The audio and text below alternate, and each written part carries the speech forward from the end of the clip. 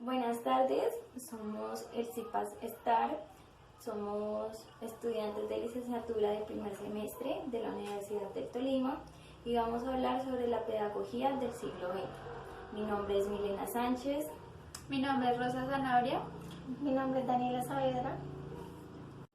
A finales del siglo XIX y comienzos del siglo XX, el mundo se enfrentará con cambios, ya que aquí surge el imperialismo, siendo esta la segunda fase del capitalismo. También se dan ciertos acontecimientos como la Primera y Segunda Guerra Mundial, la Revolución Rusa y el surgimiento del fascismo y el nazismo. En el siglo XX se presentan avances y desarrollos en la producción de autos, camiones, aviones, renacimiento de petróleo, industria eléctrica, frigorífica y conservas. Estos cambios y transformaciones ayudaron al desarrollo de la medicina. Con carácter científico apareció la genética. También en el área de la física al descubrir la radioactividad, la física cuántica y la teoría de la relatividad. Algo que también permitió el desarrollo de las ciencias fue la aparición de las matemáticas, a los aportes de la medición como lo son el telescopio, el microscopio, los relojes, los termómetros, los aislamientos de vibraciones, la luz y el sonido. En lo social estaban los movimientos obreros, los cuales lucharon por establecer el socialismo.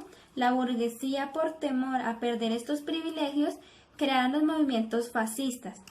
Con apoyo de pequeños propietarios de la ciudad, como siempre se prometen cosas y muchas de ellas no son cumplidas. Pero a esto se opusieron los partidos comunistas, socialistas y demócratas. Aquí surgen tres grandes vertientes en la pedagogía, las cuales están ligadas a las corrientes de pensamiento. Estas vertientes están unidas a los partidos políticos y se mantienen en la lucha entre el capitalismo y el socialismo. Estas vertientes son la escuela nueva o activa, la pedagogía socialista y la escuela libertaria o anarquista. Hablaremos sobre la escuela nueva o activa. Durante la primera mitad del siglo XX se centró en que la educación llegara a todos los estratos sociales, especialmente la educación inicial y primaria. Esto se logró para remediar el analfabetismo, la miseria, el subdesarrollo y la tiranía, buscando así con la educación justicia, paz y libertad. Se consideraba que la educación era clave para remediar los males de la sociedad. A esto se contribuyen los aportes de las nuevas ramas psicología y sociología. Aquí el Estado se convierte en un ente educador importante, ya que supervisa, administra y financia la educación pública. En el siglo XIX es donde nace toda la escuela. En la Europa se llamaba la escuela nueva y en Estados Unidos la educación activa. Aquí lo científico y la psicología experimental. Esto comenzó en Inglaterra y se extendió por el resto de continentes. Se aspiraba a través de la educación lograr una mayor participación y compromiso del ciudadano. Aquí predominaban las corrientes empiristas, positivistas y pragmatistas. Esta resaltaba el conocimiento humano, estudio de los hechos, papel de la experiencia. En este movimiento se veía el paidocentrismo, los intereses infantiles, la espontaneidad del educando, la socialización del alumno, planes de estudio y sistemas de educación. En Europa occidental y en Estados Unidos se dio énfasis en la actividad del niño. Decían que la infancia era vista como edad preintelectual y premoral. El niño es espontáneamente activo. Los métodos de la educación van así: Plan Dalton, el método de Cousinet, método de Montessori, de Crowley y Cousinet. Hablaremos de algunas personas que lideraron esto. Adolf Fierret difundió los principios de la Liga Internacional de la Educación Nueva, 30 principios de la intelectual, moral, estético y religioso. Cecil Redi fundó la New School de los jóvenes de 11 a 18 años. Decía que había cambiado para volverse más idónea las exigencias de la sociedad moderna. Aidan Bartley fundó Bedales School, introduce la coeducación y la autonomía a los alumnos. El doctor Hermann Dietz fundó la Escuela Nueva Alemana, hogar de educación para niños de 8 a 12 años, esta fue mixta, y después fundó otras dos, una de 12 a 16 de solo varones y otra 16 a 20 años, esta fue mixta. En Francia, Edmond de Molins abrió una llamada Vernivel, los cuales tenían de 40 a 50 alumnos. La escuela anarquista, libertaria o antiautoritaria. En las concepciones anarquistas influirían en algunas posiciones educativas y constituyeron la llamada escuela libertaria o escuela antiautoritaria. Se desarrolló básicamente en el escenario europeo a finales del siglo XIX y comienzos del siglo XX. Su eje central sería la libertad como principio medio y fin educativo. Esta corriente expresa oposición y crítica al sistema capitalista imperante y a su modelo educativo impulsado, donde generan relaciones sociales de dominación, represión, odio y opresión. Frente a este tipo de educación se propondrá una alternativa basada en la libertad del individuo, entendida como un conjunto de acciones, conductas, comportamientos que lo ayudarían a ser él mismo, a realizar plenamente su propia personalidad. El papel de la educación es el de llevar al máximo desarrollo todas las facultades del niño, tanto físicas, intelectuales y morales. La educación libertaria es entendida como el proceso en el cual se debe sacrificar progresivamente la autoridad en beneficio de la libertad. Para lograr eso, la educación libertaria propone un modelo educativo abierto, autocrítico, autodogmático, que estimule las defensas inmunitarias del individuo contra toda forma de control y opresión. Algunos anarquistas que influyeron en las experiencias educativas.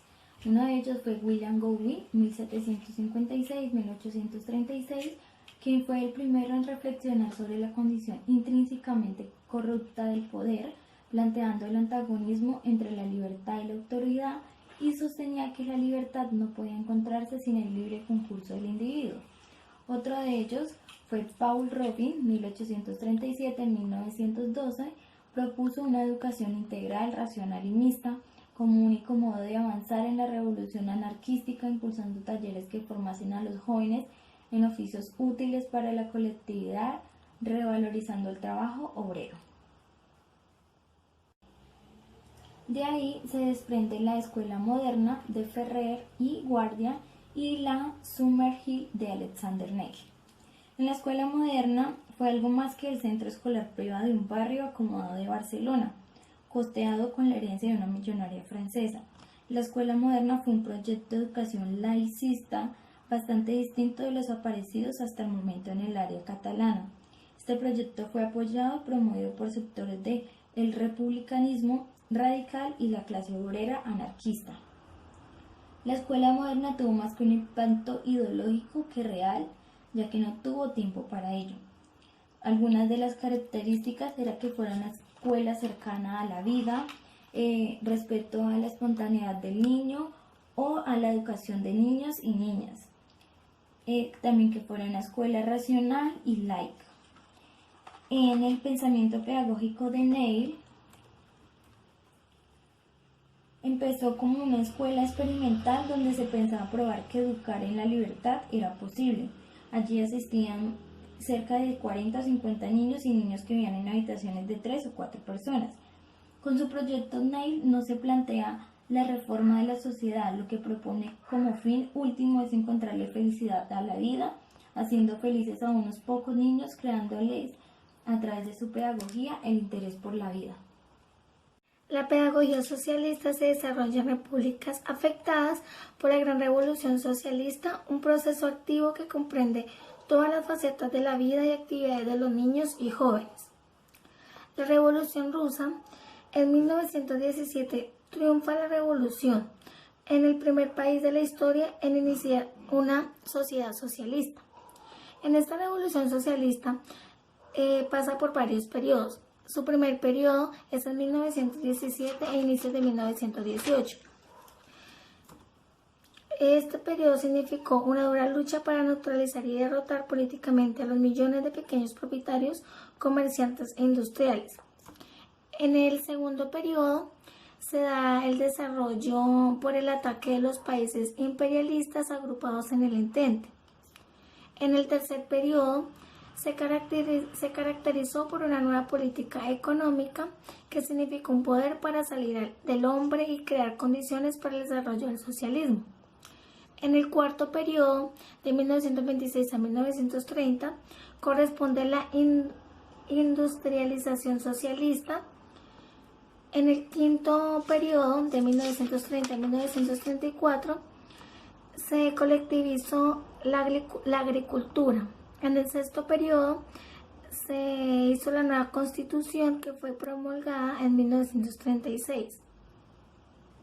Vygotsky formó parte de los movimientos intelectuales de principios del siglo XX, producto de la Revolución. Él tiene 4 fases, que son el proceso de razonamiento, el segundo la fase de encantación, la fase de enlace emocional y las imágenes producto de la fantasía. Makakenko tiene sus pilares, que el primero es la educación con base en lo colectivo, que es considerar a la educación como un proceso social donde los individuos no pueden ser formados bajo la influencia de una sola personalidad.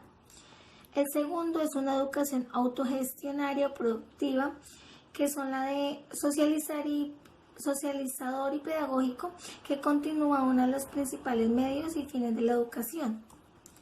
La disciplina consciente es la de que el educando toma conciencia de la necesidad de la disciplina cuando sea consciente políticamente. La amplia formación política y cultural es un elemento primordial en esta forma de escuela, como se aprende las matemáticas y la literatura. Celestine Freiner dice que formar un hombre libre, feliz y comprometido con su tiempo.